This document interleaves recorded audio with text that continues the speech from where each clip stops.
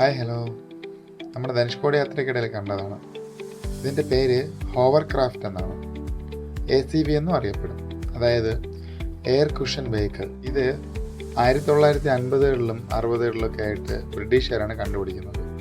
ദുരന്ത നിവാരണത്തിനും സർവൈലൻസിനുമായിട്ടാണ് ഇത് ഉപയോഗിക്കുന്നത്. ഇന്ത്യൻ കോസ്റ്റ് ഗാർഡിൻ്റെ ഹോവർ ക്രാഫ്റ്റാണിത്. ഇതിൻ്റെ പ്രത്യേകത, വെള്ളത്തിലും കരയിലും അങ്ങനെ എല്ലാ സർഫസിലും ഇത് ഓടിക്കാൻ പറ്റും.